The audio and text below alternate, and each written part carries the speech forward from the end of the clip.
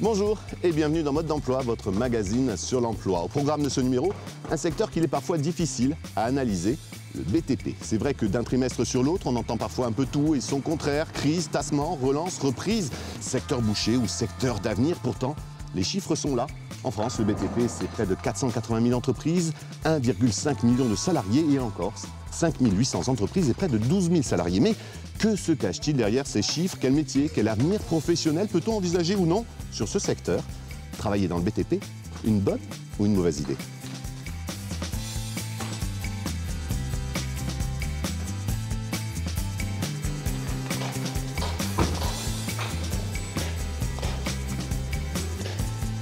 Et pour répondre à cette question ainsi qu'à bien d'autres, il sera notre invité durant toute l'émission. Il est le président de la Fédération du BTP de Haute-Corse. Monsieur Antoniotti, bonjour. Bonjour. Merci d'être avec nous sur ce plateau particulier, un lieu symbolique de la construction. On est où? Nous sommes sur un chantier de promotion immobilière sur l'hauteur de Bastia. Première question, comme pour chaque mode d'emploi, elle vous concerne. Pourquoi, comment on devient un jour président de la Fédération du BTP de Haute-Corse? Je pense que c'est la reconnaissance d'un engagement pour une profession. Vous êtes professionnel aussi du BTP, vous êtes entrepreneur? C'est une règle en général à Ajaccio, en Corse du Sud, c'est la même chose? Disons que si on veut défendre mieux les intérêts de la profession, le mieux c'est de savoir de quoi on parle. Je donnais les chiffres et les tendances en début d'émission. On a du mal à comprendre le BTP. Un trimestre, on nous dit venez aux jeunes qui cherchent leur voie professionnelle. Le trimestre d'après, on dit oh attention, qu'est-ce qu'il en est vraiment en fait? Non, c'est un métier plein d'avenir, c'est évident. Il y a une pyramide des âges qui s'inverse, donc on a besoin d'intégrer des jeunes et de les former. Et c'est vrai qu'après, la conjoncture fait qu'il y a des trimestres où il y a énormément de travail et des trimestres où il y en a un peu moins. Mais d'une manière générale, il n'est pas complètement fou d'envisager un avenir professionnel dans le BTP quand on cherche sa voie, quand on est jeune dans son cursus. Ce sont des métiers d'avenir. Et puis c'est surtout pas vous qui allez le dire. On a vu les chiffres en début d'émission, en gros, 5 800 entreprises, près de 12 000 salariés, c'est énorme. Mais les entrepreneurs purs, on va dire, ceux qui construisent la maison ou le bâtiment, c'est quelle proportion? On va dire qu'aujourd'hui, on a en gros un bon millier d'entrepreneurs.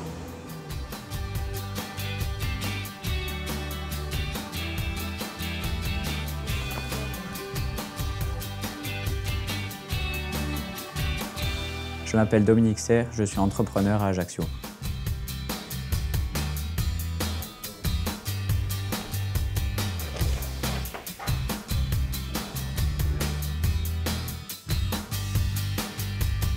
La mission d'un entrepreneur, c'est la concrétisation de projets de construction. Plus particulièrement pour notre société, c'est la construction de maisons individuelles. Mon cursus, un bac littéraire au lycée Fèche à Ajaccio, puis ensuite 5 ans en alternance au sein d'entreprise familiale avec un BTS de gestion comptabilité, une licence professionnelle à l'IUT de Corté. J'ai ensuite affiné mon apprentissage dans une école supérieure des jeunes dirigeants du bâtiment.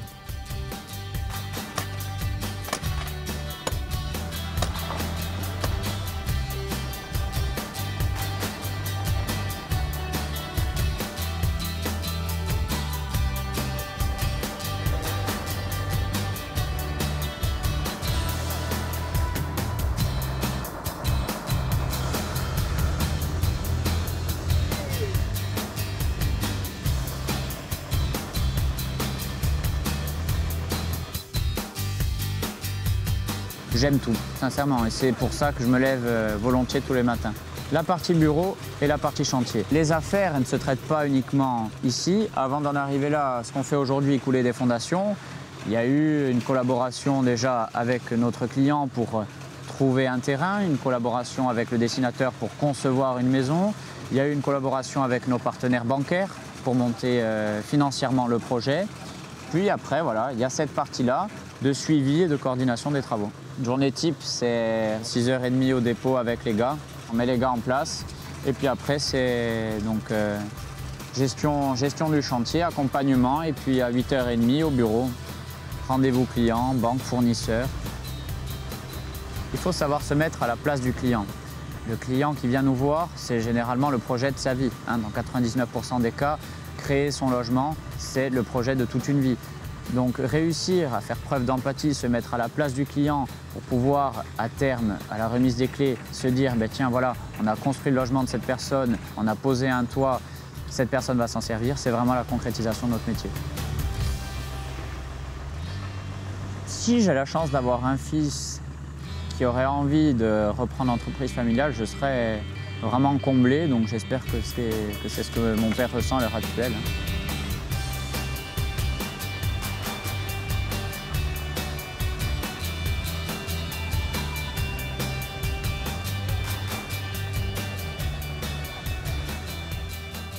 On vient de voir le parcours de Dominique, un jeune entrepreneur passionné. C'est le cœur, bien sûr, de métier du BTP, mais ce n'est pas le seul métier. Il y a combien de corps de métiers différents, par exemple, sur cette construction? On les entend au-dessus de nous. On va dire que vous avez déjà la principale qui est le gros œuvre. Après, vous avez tout ce qu'on appelle les corps d'état secondaires, qui sont les électriciens, les plombiers, les plaquistes, les peintres, les étancheurs, les menuisiers. Il y a énormément, combien? Une vingtaine de corps métiers qu'on peut retrouver. Il y a aussi ceux qui font les clims, ceux qui font le carrelage. On peut trouver sa passion dans tous ces corps de métier. L'avantage, c'est que l'éventail est large et vous avez, selon votre motivation et votre compétence, vous pouvez évoluer sur d'autres marchés. On peut trouver sa voie. Ça, c'est tous les métiers qu'on retrouve au moment même de la construction, mais il y en a aussi d'autres encore. En amont, déjà, vous avez tout ce qui est préparation de terrain, c'est-à-dire tout ce qui est terrassier, terrassement. Vous avez ensuite les bureaux d'études de sol, ce qu'on appelle les géotechniciens qui vont définir l'importance du sol. Vous avez les bureaux d'études de béton armé, tout ce qui est vraiment la partie technique. Et après, vous avez les architectes un peu plus en amont.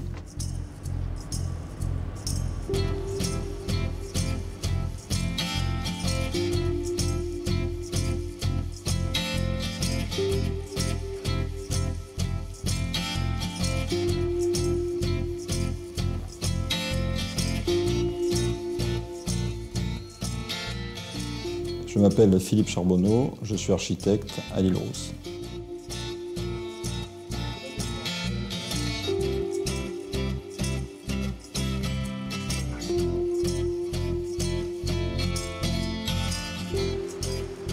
La mission d'un architecte, on va la décomposer en 3 grandes phases essentielles. Donc la première phase, c'est la mission de conception et d'obtention d'une autorisation administrative d'un projet. La seconde phase est une phase plus technique et financière qui consiste à élaborer des documents techniques qui permettent d'avoir des devis et de cerner ce qu'on appelle un appel d'offres.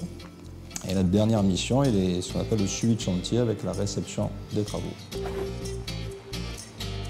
J'ai eu un baccalauréat catégorie F1, donc construction mécanique, en 1982. Ensuite, j'ai été à l'école d'architecture de Marseille-Lumilly en 6 ans. Pour être diplômé en 1988, donc architecte DPLG, ce qui veut dire architecte diplômé par le gouvernement.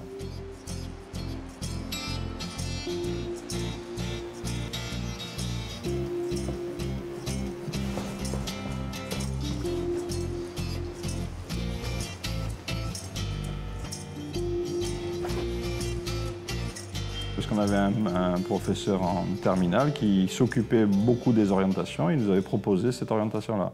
Donc du coup, je me suis dit, tiens, c'est un métier qui permet d'être indépendant, qui permet d'être donc à son compte, un métier de création artistique, ce qui change un petit peu du dessin industriel. Donc je me suis orienté assez facilement vers cette branche-là, quoi. J'ai démarré tout de suite mon activité, d'abord dans un cabinet d'architecture, et assez rapidement, je me suis installé à mon compte, quoi.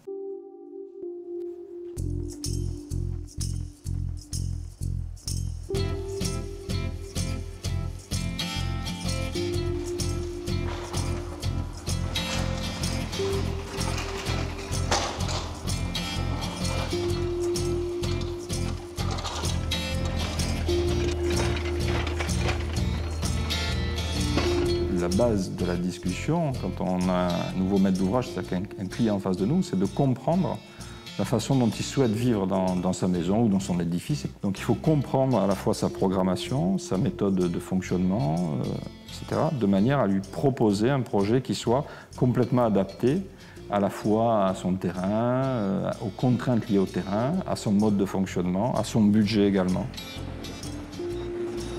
Non, mais on va faire une seule trappe d'accès, mais il faut que de cette trappe d'accès, il puisse avoir accès à tout. Donc d'abord, est-ce qu'en bas on peut boucher le faux plafond pour la clim? Donc les fils, ça devait être fait hier, ça. Déjà. Ah oui, mais le fil, si tu tirais une partie. Non, mais ça veut dire qu'ils peuvent fermer quand? Ma question, c'est... Comme vous voulez, après-midi. Notre rôle, c'est d'avoir un rôle intermédiaire et de gérer justement l'interface entre le client d'un côté et ses exigences et les entreprises de l'autre. Et notre rôle est souvent un rôle d'arbitre. Quand on fait un projet et qu'on sent que ce projet est abouti, etc., on ressent une certaine fierté. Il y a même un moment un petit peu difficile, surtout au début. On a du mal souvent à lâcher les projets. C'est-à-dire qu'en fin de chantier, quand on rend un ouvrage, Enfin, en tout cas, c'était mon cas. On avait un petit peu du mal à se séparer des ouvrages qu'on avait mis aussi longtemps à créer, à concevoir et finalement à créer sur un chantier, à réaliser sur un chantier. Donc c'est un petit peu aussi difficile de se séparer de tout ce qu'on crée, quoi. Hein, voilà.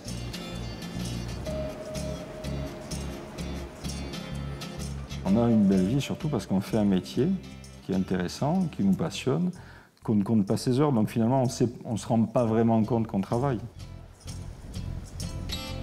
On l'a vu tout à l'heure avec Dominique, puis là avec Philippe, l'architecte. C'est souvent la passion qui guide ces métiers dans le BTP. La qualité première de notre métier, c'est d'être passionné par ce qu'on fait. Sinon, il faut pas se tourner vers le métier. On veut être fier de ce qu'on a réussi à construire. Vous savez, c'est quand même tout. On retient une fierté de ce qu'on fait. C'est-à-dire qu'on passe, il n'y avait rien, et on part un an plus tard, on a construit un bâtiment, on a fait une route. Donc il faut qu'on soit fier de ce qu'on fait. Quelque chose qu'on retrouve dans tous les corps de métier. Ça, c'est un peu moi qui l'ai fait. C'est vraiment présent dans... La fierté de passer en voiture et dire, voilà, j'ai travaillé sur ce chantier, j'ai fait ça, j'étais là, j'ai participé, on a porté une pierre à l'édifice, et je pense que c'est important. On retrouve la trace de notre passage. On l'a vu tout à l'heure aussi avec Dominique et avec Philippe, c'est souvent des micro-entreprises, des auto-entrepreneurs, des toutes petites structures. Disons que le tissu et l'économie fait qu'on a des petites entreprises, on en a aussi des grosses, on en a besoin, il faut des grosses structures qui puissent être présentes sur le marché, développer un savoir-faire et des compétences et qui puissent aussi tenir l'adresse d'autres entreprises continentales. C'est-à-dire que quand il y a un appel d'offres sur un marché, il faut avoir aussi des grosses structures pour pouvoir concurrencer des offres qui viendraient... C'est absolument nécessaire et on se rend compte, et les donneurs d'ordre se rendent compte que les entreprises locales sont souvent bien moins chères que les entreprises extérieures. On tient la concurrence. C'est pas qu'on la tient, c'est qu'on est plus performant en étant sur l'île. Il y a des gens très compétents sur l'île. On n'en doute pas. On a parlé depuis tout à l'heure du B, de BTP. Il y a aussi la partie TP. Alors là, c'est vraiment presque un autre secteur. C'est d'autres métiers, ça reste complémentaire, mais c'est d'autres métiers. Vous en TP, vous avez tout ce qui est VRD, tout ce qui est canalisation, tout ce qui est réseau, tout ce qui est route, gros terrassement. C'est avoir une activité complémentaire. On peut dire à un jeune qui aurait envie de se lancer dans la partie travaux publics, d'y aller, qu'il y a du travail. Tout à fait, ce sont des métiers porteurs d'avenir. Et comme on l'a vu, comme on en a parlé tout à l'heure, on a une pyramide des âges qui est en train de s'inverser. On a des savoir-faire qui sont nécessaires pour la compétitivité et qu'il faut retransmettre. Donc on a besoin d'intégrer les jeunes dans les entreprises.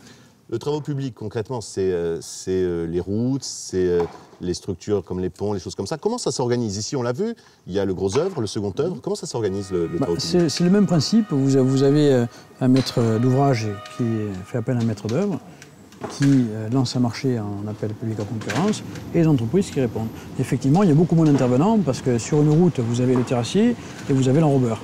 Ça limite. Et qui c'est qui surveille tout ça? Vous avez des conducteurs de travaux.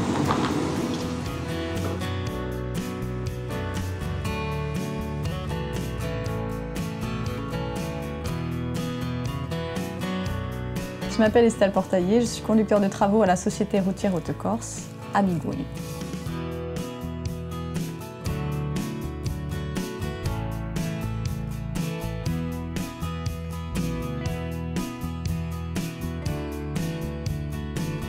La mission du conducteur de travaux est de diriger et de coordonner la réalisation des chantiers d'un point de vue technique, commercial, financier et administratif, et ce en garantissant la sécurité à la fois des équipes et des usagers. En fait, être conducteur de travaux, c'est être le maître d'orchestre du chantier. Après mon bac scientifique au lycée Fesch d'Ajaccio, je suis partie faire maths sup maths spé à Lyon, suite à quoi j'ai intégré une école d'ingénieur qui s'appelle l'ENTPE. Ensuite, je suis partie travailler 8 ans au Pays Basque, toujours sur les infrastructures routières, dans un groupe concurrent et ensuite dans une PME. Et ensuite, j'ai intégré la Société routière Haute-Corse.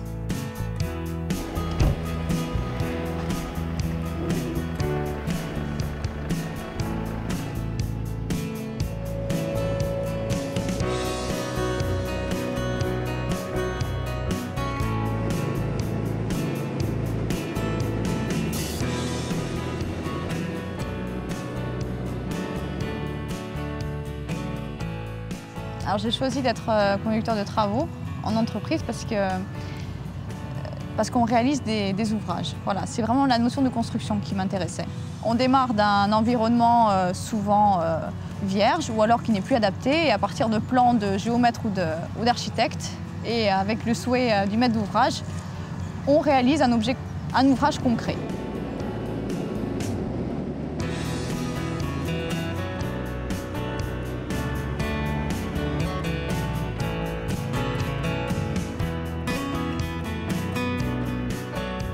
qui est gratifiant, c'est de laisser une empreinte sur l'environnement que tout le monde peut voir et que tout le monde utilise. L'autre partie gratifiante, justement, c'est qu'on réalise des ouvrages d'utilité publique, c'est-à-dire qu'on améliore sans cesse le cadre de vie des usagers. Comme on travaille en équipe, c'est surtout une mission d'échange, c'est-à-dire qu'on ne réalise rien tout seul, il faut être en permanence en communication de façon à faire avancer les choses. Évidemment, et des fois il y a des tensions, ça existe, mais il faut que ce soit constructif, il faut qu'on avance.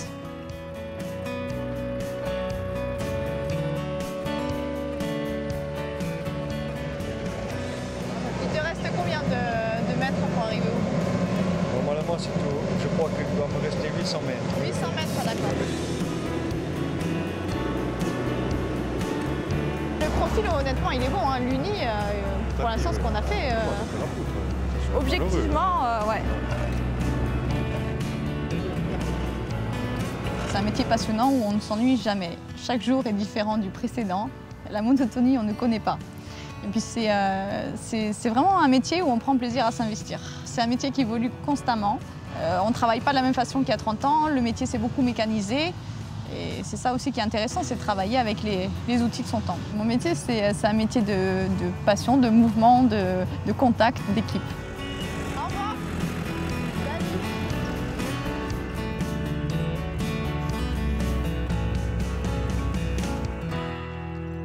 On le voit encore avec Estelle, conducteur de travaux. Il y a toujours cette passion, cette fierté de se dire, bien, cette route, c'est un peu aussi de moi. C'est aussi présent dans le travaux public. Tout à fait, c'est la même fierté que dans le bâtiment. On dit conducteur de travaux, en l'occurrence c'était Estelle, pas conductrice de travaux. Non, ça reste, la terminologie reste masculine, mais on va dire que ce sont des métiers qui s'ouvrent de plus en plus à l'âge. Vous savez où je veux vous emmener, bien entendu. On est sur un chantier, on a vu beaucoup d'hommes, on était dans les travaux publics, on a vu beaucoup d'hommes. Pourquoi les femmes viennent peu encore? On va dire que c'est une profession qui a été dénigrée pendant des années. On n'a pas su la mettre en valeur ou la mettre à sa juste valeur. On ne l'a pas vendue comme on devait la vendre. Monsieur Antoniotti, vous êtes président de la fédération du BTP de Haute-Corse. Oui. Je vous demande en 2 minutes, il y a des demoiselles qui regardent, qui cherchent leur parcours professionnel. Donnez-leur envie de venir. On peut gagner sa vie, on peut la gagner sereinement et avoir une belle vie. Donnez-leur envie. Non, mais c'est des métiers qu'on n'a pas suffisamment vendus, qu'on a souvent vendus.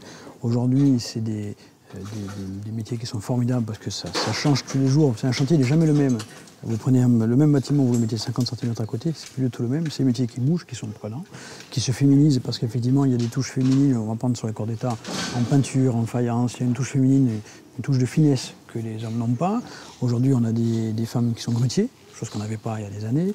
On a des femmes qui sont conducteurs d'engins, chose qu'on n'avait pas non plus. Donc il n'y a aucune discrimination, bien au contraire. Il y a un complément d'activité, un complément de vision qui peut être on va dire, enrichissant pour tout le monde. Pour résumer, on n'a plus besoin de faire 1,95 m et 180 kg de muscles pour travailler dans le BTP. Non, c'est fini, regardez. Vous le sentez, vous, que ça se féminise un peu? Oui, un peu beaucoup. Oui, de plus en plus. Je veux dire, on a des branches de professionnalisation, on a des métiers qui sont ouverts, on a de plus en plus de femmes qui se présentent. Alors, en tant qu'entrepreneur, vous, est-ce qu'il y a des demoiselles qui viennent déposer des CV en disant... J'en emploie. Qui ont une formation au niveau soit régional, soit ils partent sur le continent. Soit vous avez l'AFPA, vous avez le CFA. Mais justement, monsieur Antoniotti, si vous voulez en savoir plus sur tous les organismes de formation pour pouvoir travailler dans le BTP, voici les conseils pratiques du CIO de Corse du Sud. Dans les milieux du BTP, on peut faire tous les niveaux de formation, du CAP jusqu'au niveau ingénieur ou architecte. Alors au niveau 5, différentes spécialités de CAP peuvent se faire, plaquiste, couvreur, maçon, peintre en bâtiment, conducteur d'engins de chantier. Les formations peuvent se faire en CFA, centre de formation d'apprentis, parfois au niveau CAP aussi, dans des sections de lycée professionnel. La rémunération tourne au départ au niveau du SMIC. Au niveau 4, différentes formations comme ascensoriste, technicien en équipement électrotechnique peuvent se faire, notamment en lycée professionnel. La rémunération est un peu plus que le SMIC et conduit souvent à des formations de type Bac+2, BTS, brevet de technicien supérieur. Au niveau des formations de niveau 3 à 1, on peut retrouver technicien de la construction, par exemple, technicien en génie climatique. Ce sont des formations de niveau Bac+2, BTS ou DUT. Au niveau des formations supérieures au niveau Bac+2, on a des formations, par exemple, d'ingénieurs ou d'architectes qui font partie des formations du bâtiment. Les rémunérations sont largement au-dessus du SMIC, mais sont très variables selon les spécialités. Étant donné la très grande diversité d'emplois et de formations dans ce secteur, on a intérêt à consulter nos centres d'information et d'orientation, nos délégations régionales de l'ONICEP, et puis les sites internet qui correspondent à ces ressources-là, à ces centres de ressources-là. À noter que dans le bâtiment et travaux publics, beaucoup d'autres formations dont on n'a pas parlé existent, notamment proposées par l'AFPA.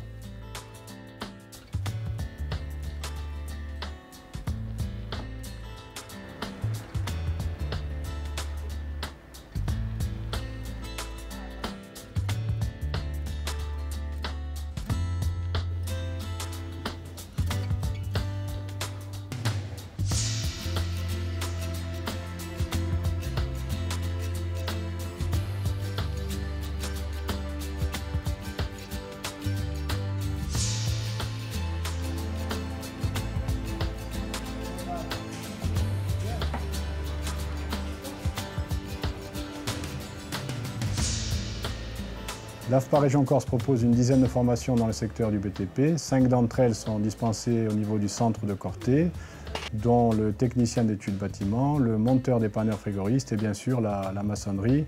Toutes les informations concernant ces formations sont disponibles sur notre site www.afpa.fr et vous pouvez avoir plus d'informations en contactant nos agences au téléphone suivant. Pour Ajaccio au 04 95 23 66 44 et pour Bastia au 04 95 32 92 30.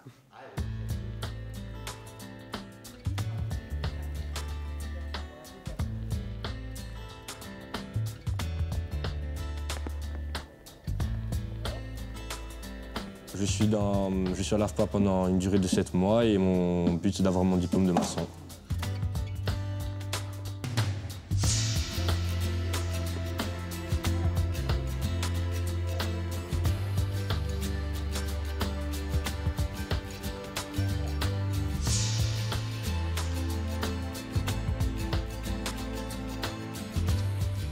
On vient de voir du niveau 5 au niveau 1, des qualifications et des rémunérations très variables, mais on peut bien gagner sa vie en travaillant dans le BTP. Tout à fait, c'est des métiers qui sont revalorisés. C'est un métier où lorsqu'on nous pose d'un savoir-faire et d'une grosse motivation, parce que c'est des métiers où il faut être motivé, le salaire suit. On a parlé tout à l'heure des grosses structures, des petites structures.